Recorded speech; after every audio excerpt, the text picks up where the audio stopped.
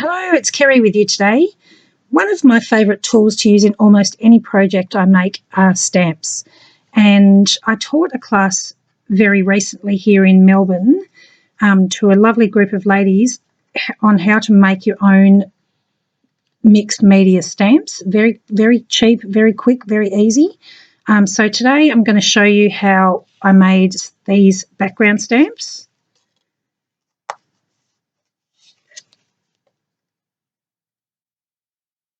So let's get started. To make your own set of mixed media background stamps, you're going to need some 3D adhesive foam squares, or these ones are actually little rectangles, but they come in a huge variety of different shapes and sizes. So there's some circles, some hexagons, smaller circles and some smaller squares. And I've got just a little piece of, it's like very thin acrylic or thick acetate. But you could just use a piece of packaging, or you could actually just use a normal acrylic block. I like mine to be clear so that when I'm stamping I can see through the stamp where I'm putting the stamp down. If you're not worried about looking to see where the stamp's going, you could just put it on a piece of chipboard. So I've got a piece of acrylic here. I'll just move these off to the side.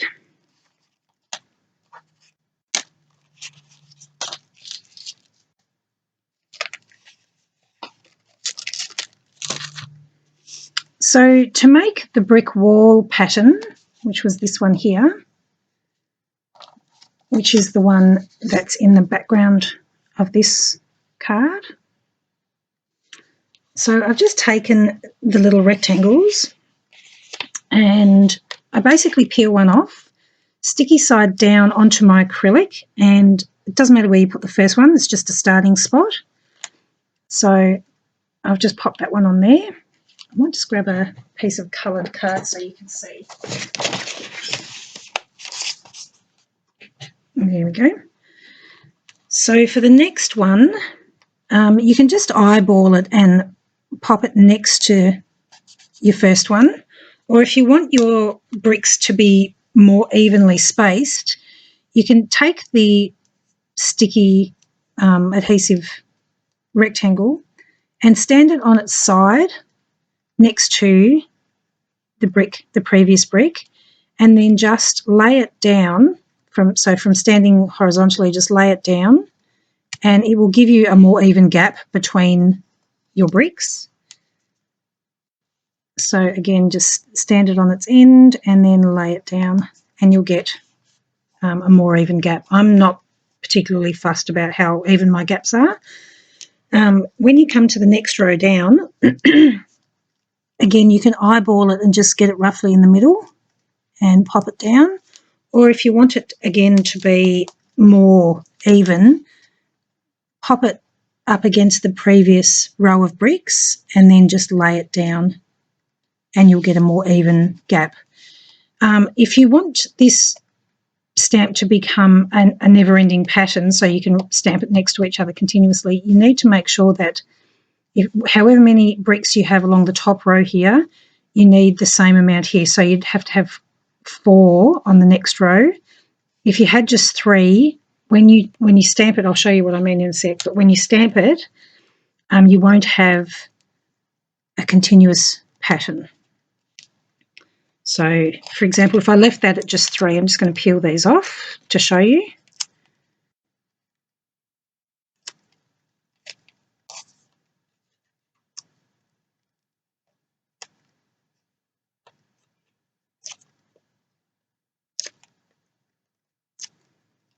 To make your, because this is still sticky where we've peeled off the backing, you can use just a little bit of baby powder or corn flour. Or you can actually, if you've got an embossing buddy, you can actually use your embossing buddy, just pounce it up and down on top of the sticky bit until the sticky bit's gone. I just use a little bit of baby powder, rub it in, flick the excess off. So if I wanted to stamp my brick pattern,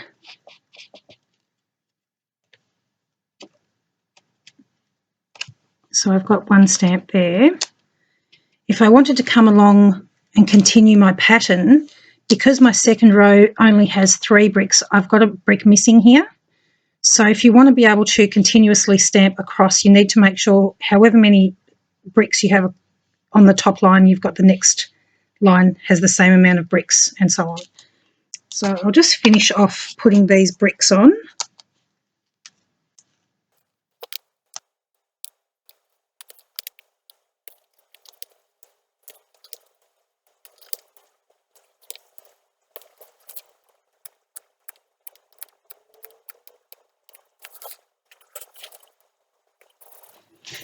Okay, now I've got all my bricks stuck down. It's a never-ending pattern now, so I can ink up my stamp.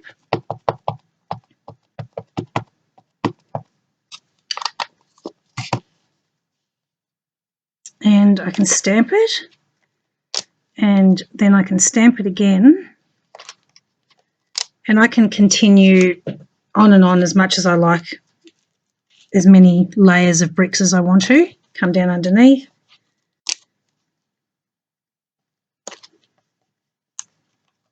So you could do a whole journal page background in bricks if you wanted to. To make this one, I used the same rectangle stickers or sticky dots.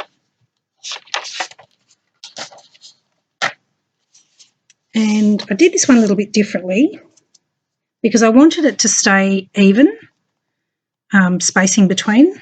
So I counted 6 across, and then I counted 5 up on my sheet. 1, 2, 3, 4, 5, 6.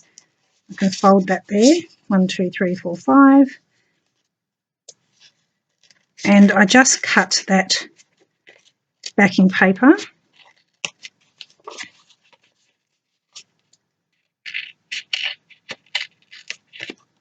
And that left me with my little block of stickers. And then I took a pin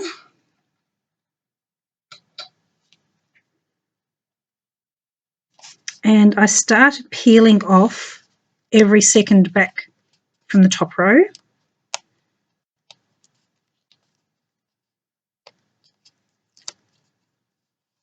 If they're a little bit hard to get, you can bend the stickers, it doesn't matter.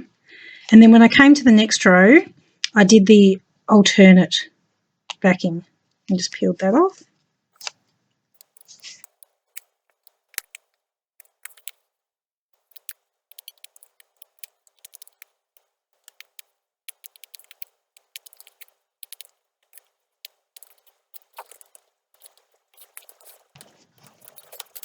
I hope you can see those different backings there. So I've got like a checkerboard pattern of sticky and non-sticky.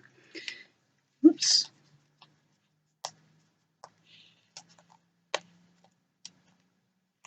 Put that one back in. And then I took another piece of the acetate backing .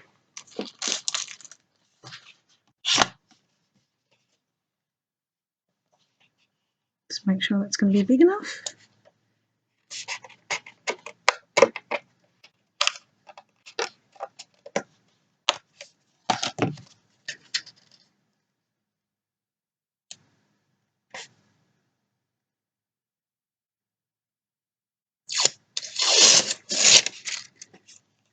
And oops.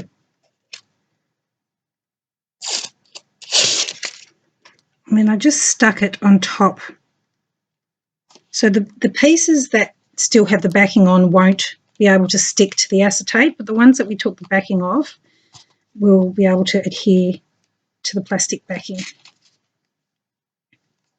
So then I turned over my stamp and I peel the backing off, but I keep it to the side because these ones that still have the backing on will peel off quite easily and you can still use those ones. So I just save them.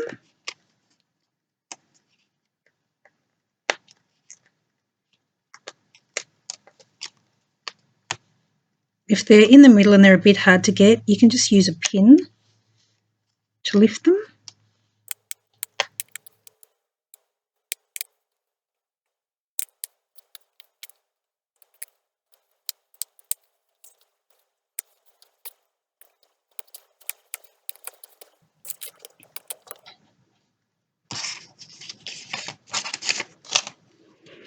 Again, just pop a little bit of powder on top so the stickiness goes away.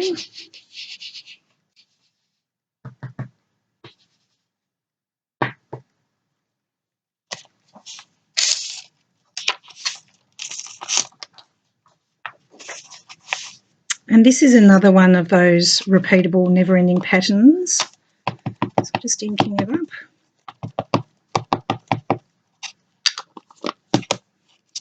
So I can stamp it and then I can line it up and stamp again. And you can keep going, same with down the bottom. Just make sure that you're lining up so the stamp is alternate to the stamping imprint above.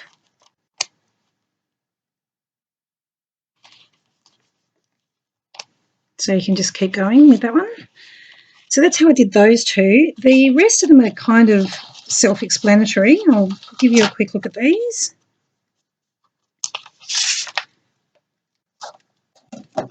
So here are the imprints from these ones. So this one here was actually from this type of backing. I had a few of the little dots left, and then I just cut a section of the waste foam and applied that onto the stamp. And when I stamp that one, it gives us this impression here. So that was that one. This one was just different sized circle. So I had some of these small ones, and then I also had some larger ones. So if you just pop a few different size circles on there, you get one like that. This one was the waste foam from this set of circles. So this piece from around the edge, I just cut a piece of it out and adhered it on. Excuse me.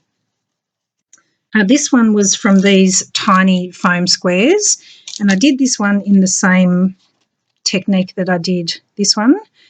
It was a lot more fiddly because the little squares were so much smaller, but if you've got enough time, it comes out really nicely. So that's this one here.